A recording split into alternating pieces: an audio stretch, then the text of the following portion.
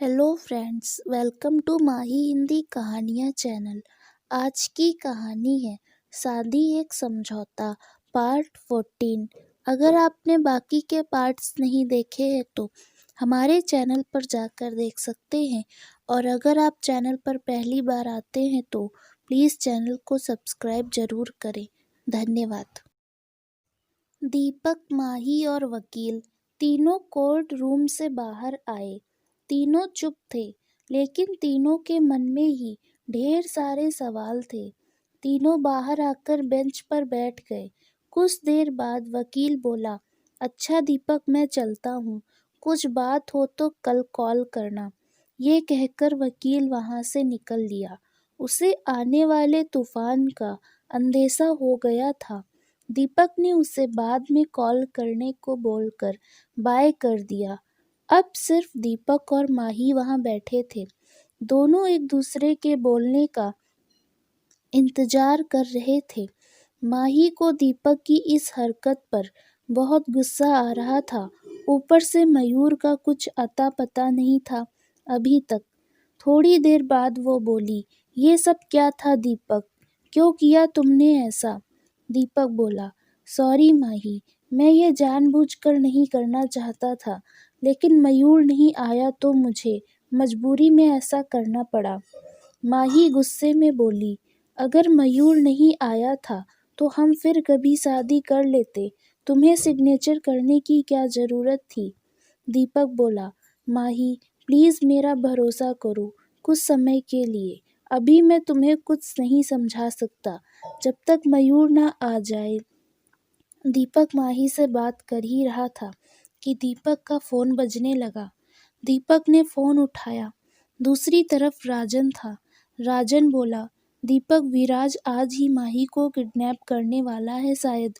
उसे पता चल गया है कि आज मयूर और माही शादी कर रहे हैं, इसलिए उसने माही को ढूंढने के लिए गुंडे भेज रखे हैं।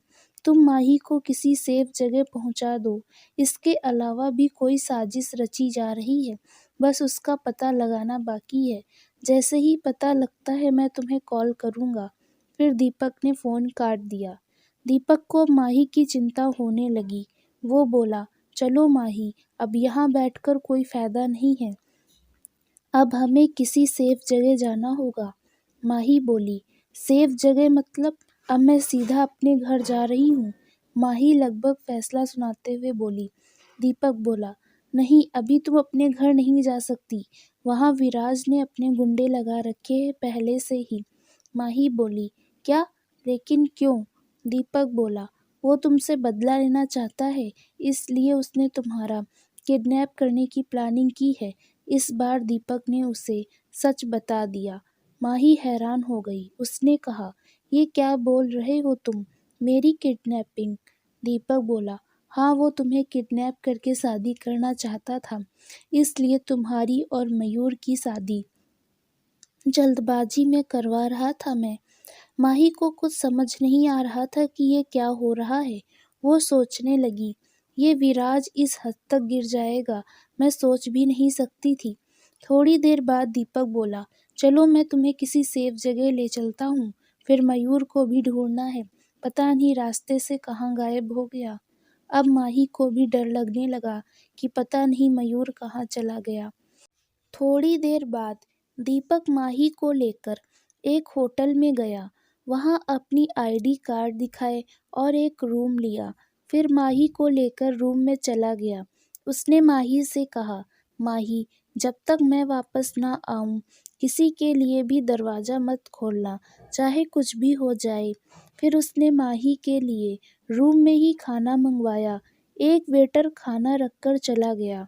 दीपक ने उस वेटर को पकड़ा और बोला, अगर कोई भी यहाँ पूछताछ करने आए इस लड़की के बारे में तो तुरंत मुझे फ़ोन करना। और उसकी जेब में कुछ टिप रख दी। वो जी साहब बोलकर चला गया। माही को समझाकर दीपक मयूर को ढूंढने निकल पड़ा। वो पहले उसके घर गया, लेकिन वो वहाँ भी नहीं मिला। कुछ दोस्तों को फ़ोन किया, वहाँ भी नहीं था। अब वो डर रहा था कहीं उन लोगों ने मयूर को ही तो किडनैप नहीं कर लिया। उसे कुछ समझ नहीं आ रहा था कि अब मयूर को कहाँ ढूंढूं। तभी उसके फ़ोन पर पुलिस वालों का फ़ोन आया कि मयूर हॉस्पिटल में एडमिट है। उसकी हालत खराब है, किसी ने उसके साथ मारपीट की है। ये सुनकर दीपक का दिल बैठ गया। दीपक फटाफट उस हॉस्पिटल में पहुंचा और वहां जाकर मयूर के बारे में पूछताछ करने लगा।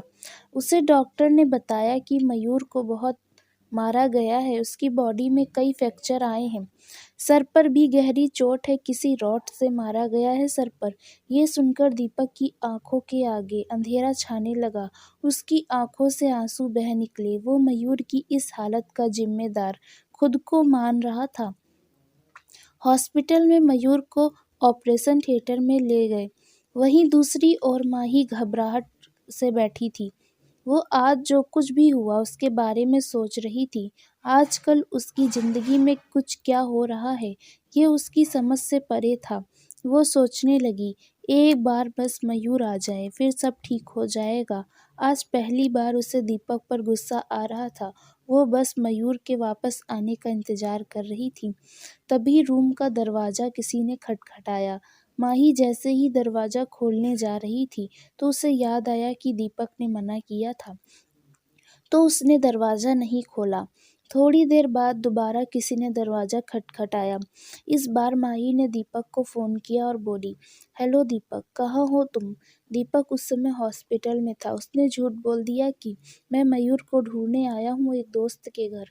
माही बोली, यहाँ कोई दरवाज़ा खटखटा रहा है, मुझे लगा शायद तुम होगे, इसलिए फ़ोन करके पूछा। दीपक बोला, चाहे कोई भी हो दरवाज़ा मत खोलना। माही बोली, लेकिन कोई तो है जो बार बार दरवाज़ा खटखटा रहा है। दीपक बोला, ठीक है, तुम रुको, मैं आ रहा हूँ, तब तक दरवाज़ा मत खोलना। दीपक मयूर को उसी हालत में छोड़कर होटल की तरफ भागा। रास्ते में उसे वेटर का फ़ोन आ गया कि यहाँ होटल में कुछ 4 लोग आए हुए हैं। उन्होंने ज़बरदस्ती चेक इन करने वाले लोगों की लिस्ट देख ली और उनमें से एक ने स्टाफ को कैद कर रखा है और बाकी 3 उस लड़की के कमरे की तरफ गए हैं।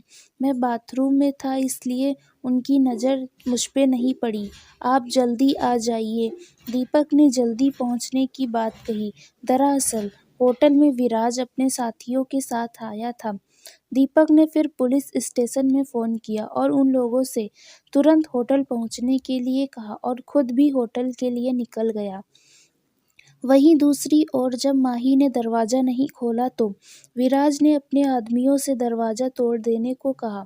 2 आदमी दरवाज़ा तोड़ने में लग गए। माही अंदर बैठकर घबरा रही थी। उसे समझ नहीं आ रहा था कि अब क्या करूं। वो अपने बचाव के लिए एक फ्लावर वास लेकर खड़ी हो गई। थोड़ी देर में ही दरवाज़ा का लॉक टूट गया और विराज दरवाजे को लात मारता हुआ अंदर आ गया। उसने माही को देखा और हंसने लगा, फिर बोला, बहुत ही गजब लग रही हो। माही बोली, क्यों आए हो यहाँ? चले जाओ यहाँ से, वरना शोर मचा दूंगी। विराज हंसते हुए बोला, अच्छा, मचा कर देख लो। माही ने तेज आवाज में कहा, कोई है, हेल्प हेल्प। विराज बोला, कोई नहीं आएगा, चाहे कितना भी चिल्ला लो। माही बोली, दीपक और मयूर आते ही होंगे, तब पता चलेगा तुम्हें। विराज कुटिल हंसी हंसते हुए बोला, वैसे माही तुम्हारा अच्छा है, 2 यार बना रखे हैं, एक नहीं मिला तो दूसरे से काम चला लिया। मयूर नहीं आया तो दीपक से ही शादी कर ली। हमें भी मौका देकर देखती, निराश नहीं करते उन दोनों से ज़्यादा। माही चीखते हुए बोली, बंद करो अपनी बकवास, वरना अच्छा नहीं होगा। विराज बोला, अच्छा क्या करोगी अगर नहीं बंद की तो?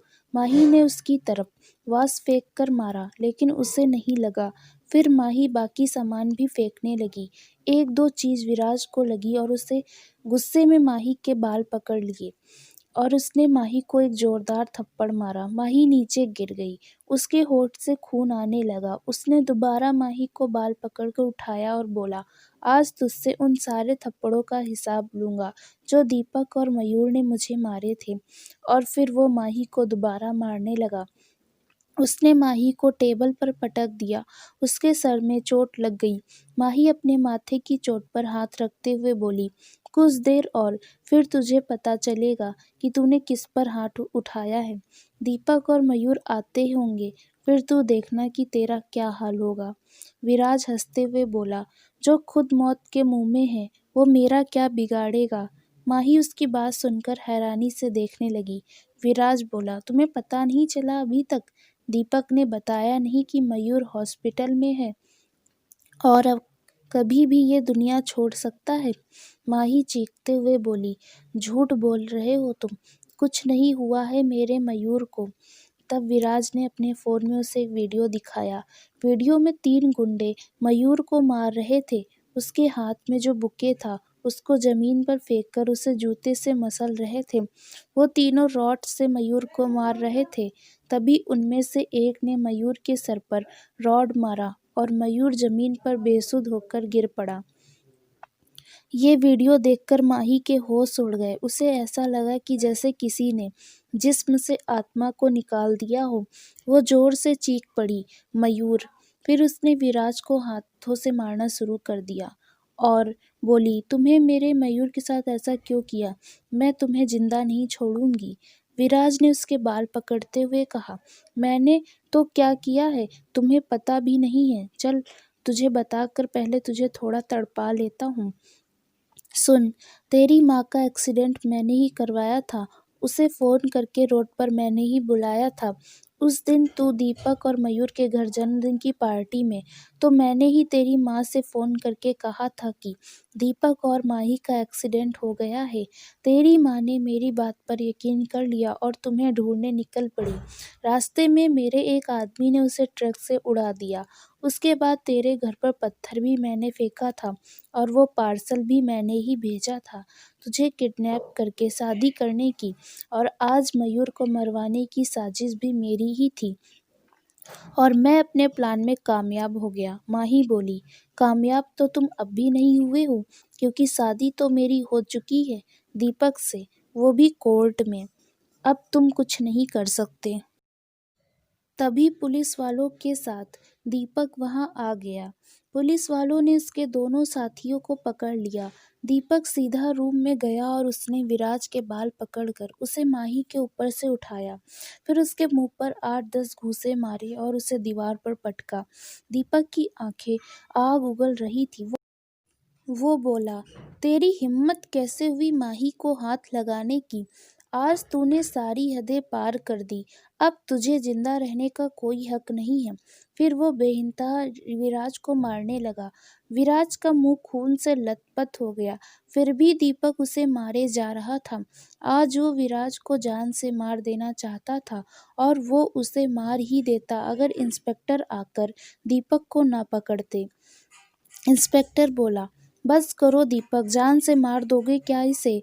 दीपक तैस में बोला, हाँ, आज इसे जान से ही मार दूंगा। इसने माही की इज्जत से खेलने की कोशिश की है, इसके लिए मैं इसे जिंदा नहीं छोड़ूंगा। इंस्पेक्टर ने दीपक को पकड़े रखा और एक हवलदार से विराज को ले जाने को कहा। इसके बाद होटल के स्टाफ को भी आज़ाद कर दिया। फिर उन चारों को पुलिस वाले जेल में ले गए। इंस्पेक्टर ने दीपक से माही को संभालने को कहा। इस वक्त उसे दीपक की सबसे ज़्यादा ज़रूरत थी। दीपक को इंस्पेक्टर की बात सुनकर जैसे होश आया। अभी तक वो गुस्से में अंधा हो गया था, लेकिन जब उसने पलटकर देखा, माही डरी सहमी सी खड़ी थी। उसके कपड़े अस्त व्यस्त थे, सारे बाल बिखरे हुए थे और वो सदमे में थी। दीपक माही के पास गया और उसके कपड़े को ठीक किया। उसके बाल चेहरे से हटाकर ठीक किए तो देखा कि उसे बहुत चोट आई थी। उसके होठ से खून निकल रहा था, कई जगह चेहरा नीला पड़ गया था। उसकी ये हालत देखकर दीपक सहम गया। उसने माही को गले लगा लिया। उसके गले लगते ही माही रो पड़ी और बहुत बुरी तरह रोती रही। दीपक ने उसे शांत कराया। दीपक ने कहा, चुप हो जाओ माही, सब ठीक हो जाएगा। मैं आ गया हूँ ना, अब वो विराज कुछ नहीं करेगा। बहुत देर तक दीपक माही को सीने से लगाए शांत करता रहा। फिर उसका फ़ोन बजा। तब माही उसके सीने से दूर हुई। उसने फ़ोन उठाया तो पता चला कि हॉस्पिटल से था।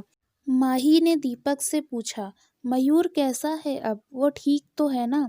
दीपक बोला, हाँ वो ठीक है, माही गुस्से में बोली, झूठ, कब तक झूठ बोलोगे दीपक? मुझे पता चल गया है कि वो हॉस्पिटल में एडमिट है और उसकी जान को खतरा है। दीपक बोला, आई एम रियली सॉरी माही, मैं तुम्हें तकलीफ में नहीं देख सकता था, इसलिए। माही बोली, और जो तुम खुद तकलीफ में हो उसका क्या? सब कुछ अकेले झेल रहे हो, एक बार भी नहीं बताया कि तुम कैसे हालात से गुजर रहे हो। क्यों दीपक, क्यों इतनी फिक्र करते हो मेरी? दीपक बोला, माही, तुम्हारे और मयूर के अलावा कोई दोस्त नहीं है मेरा। तुम दोनों को परेशान देखकर मुझे बहुत तकलीफ होती है। मैं नहीं चाहता तुम तक कोई भी परेशानी आए, तुम्हें कोई भी दुख होए। लेकिन आज विराज को नहीं रोक पाया मैं। कहीं अगर वो तुम्हारे साथ कुछ बुरा कर देता तो मैं कभी खुद को माफ नहीं कर पाता। माही ने घबराते हुए दीपक से कहा, मुझे मयूर से मिलना है, मुझे अभी उसके पास ले चलो। दीपक बोला, हाँ अभी चलते हैं, लो पहले पानी पी लो। फिर दीपक ने माही को शांत किया। तभी इंस्पेक्टर का फ़ोन आया। वो बोला, दीपक, हमें माही का बयान लेना होगा, फिर तुम्हें माही का मेडिकल टेस्ट करवाना पड़ेगा। विराज के खिलाफ तगड़ा केस बनाने के लिए ये ज़रूरी है। दीपक बोला, लेकिन सर, मेरा दोस्त मयूर हॉस्पिटल में एडमिट है, मेरा वहाँ होना बहुत ज़रूरी है। इंस्पेक्टर बोला, ठीक है, तुम माही को लेकर उसी हॉस्पिटल में आ जाओ, हम वही माही का बयान ले लेंगे और मेडिकल टेस्ट भी उसी हॉस्पिटल में करवा लेंगे। इंस्पेक्टर से बात करके दीपक माही को लेकर हॉस्पिटल गया। हॉस्पिटल में पहले से पुलिस मौजूद थी। जैसे ही माही और दीपक वहां पहुंचे, एक नर्स माही को टेस्ट के लिए ले गई। दीपक भी इंस्पेक्टर से मिला। इंस्पेक्टर ने कहा, मयूर के पेरेंट्स को कॉल करके बता दिया है उसके एक्सीडेंट के बारे में, वो लोग कल तक पहुंच जाएंगे। दीपक बोला, थैंक्स सर। माही टेस्ट के लिए गई तो नर्स ने टेस्ट के साथ उसकी मलहम पट्टी कर दी थी। उसके सर पर हल्की चोट थी। टेस्ट के बाद माही मयूर से मिलने गई। वो ऑपरेशन थिएटर में था, जिंदगी और मौत से लड़ रहा था। माही ने नर्स से पूछा, मयूर कैसा है अब, वो ठीक तो हो जाएगा ना? नर्स बोली, अभी कुछ नहीं कह सकते, उनके सर पर गहरी चोट है। इसके बाद नर्स चली गई। माही के चेहरे पर दर्द साफ दिखाई दे रहा था। जिस्म की चोट से कई ज्यादा दर्द मयूर को इस हालत में देखकर हो रहा था। वो वहीं बैठकर रोने लगी। तभी उसे वो वीडियो याद आया जिसमें विराज के गुंडे मयूर को मार रहे थे। वो दृश्य याद आते ही माही के मन में नफरत का एक सैलाब आया। उसके मन में आया कि विराज को भी इसी तरह मार दूं, लेकिन फिर उसमें और मुझमें क्या फर्क रहेगा। वो जल्दी से इंस्पेक्टर के पास गई। दीपक भी वहीं था। माही ने इंस्पेक्टर से कहा, सर मैं आपको कुछ बताना चाहती हूँ। इंस्पेक्टर बोला, हाँ कहो, क्या बात है? माही बोली, मयूर की इस हालत का जिम्मेदार विराज है। उसी ने मयूर पर हमला करवाया। उसके फ़ोन में मयूर पर हमला करने का वीडियो भी है। माही की बात सुनकर दीपक बोला, क्या क्या विराज ने ही मयूर पर जानलेवा हमला करवाया है? माही नफरत से बोली, हाँ उसने ही मुझे बताया और वो वीडियो भी दिखाया। उसके चेहरे पर रोज साफ दिख रहा था। इंस्पेक्टर बोला, उसका फ़ोन हमारे पास ही है, तुम फिक्र मत करो। इसके बाद इंस्पेक्टर ने दीपक और माही को एक जगह बैठाकर उनके बयान लिए। दीपक ने कॉलेज से लेकर आज तक की सारी विरासत से जुड़ी घटनाएं इंस्पेक्टर को बता दी। फिर माही ने भी अपना बयान दिया। उसने वो सब बातें बताई जो विराज ने कबूल की थी, जैसे उसकी माँ का एक्सीडेंट करवाना, पार्सल भेजना, किडनैपिंग की प्लानिंग बनाना और मयूर को मारने की कोशिश करना। इसके साथ ही विराज ने आज जो उस पर हाथ उठाया, उसके साथ ज़बरदस्ती करने की कोशिश की, वो भी बता दिया और फिर रोने लगी। इंस्पेक्टर बोला, आपके बयान और उस वीडियो के आधार पर अब विराज जिंदगी भर जेल में सड़ेगा। अब आपको फिक्र करने की ज़रूरत नहीं है, बस आप खुद को संभालिए और मयूर का ध्यान रखिए। कल तक उसके घर वाले आ जाएंगे, तब तक आप लोग ही देख लीजिए उसे। दीपक ने जी इंस्पेक्टर कहा। फिर पुलिस वाले वहां से चले गए। अब बस दीपक और माही ही थे मयूर के पास। वो बार बार डॉक्टर और नर्स से मयूर का हाल पूछते, लेकिन हर बार वही जवाब रहता कि अभी कुछ नहीं कह सकते। मयूर की हालत में सुधार न देखकर माही रो पड़ी। वो बोली, पहले मम्मा मुझे छोड़कर चली गई और अब मयूर भी इसी हालत में है। मम्मा को तो खो चुकी हूँ, लेकिन मयूर को खोने की हिम्मत नहीं है मुझ में। अगर मयूर को कुछ हो गया तो मैं भी जान दे दूंगी। उसके बिना जीकर क्या करूँगी? उसकी बात सुनकर दीपक बोला, ऐसा क्यों बोल रही हो? वो जल्दी ही ठीक हो जाएगा, देखना तुम। वो हमें छोड़कर कहाँ जा सकता है? देखना वो बिल्कुल ठीक हो जाएगा और पहले की तरह मस्ती करेगा। फिर तुम दोनों की धूमधाम से शादी करवाऊंगा मैं। इस बार कोर्ट में नहीं, सीधा मंडप में। देखना तुम माही, वो बस एक बार ठीक हो जाए। दीपक की बात सुनकर माही दोबारा रोने लगी।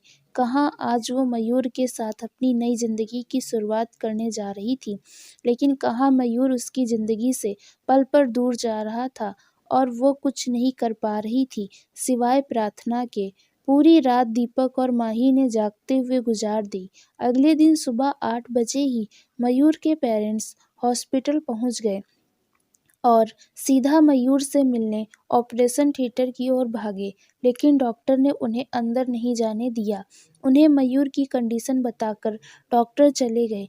मयूर की माँ प्रेमा जी ने दीपक और माही को वहां देखा। वो माही के पास गई और एक जोरदार थप्पड़ खींचकर माही को मार दिया। दोस्तों, आगे की कहानी आपको अगले भाग में दिखाई जाएगी। आपको यह पार्ट कैसा लगा हमें अपने विचार कमेंट में बताएं और अगर आप चैनल पर पहली बार आते हैं तो प्लीज़ चैनल को सब्सक्राइब ज़रूर करें। धन्यवाद।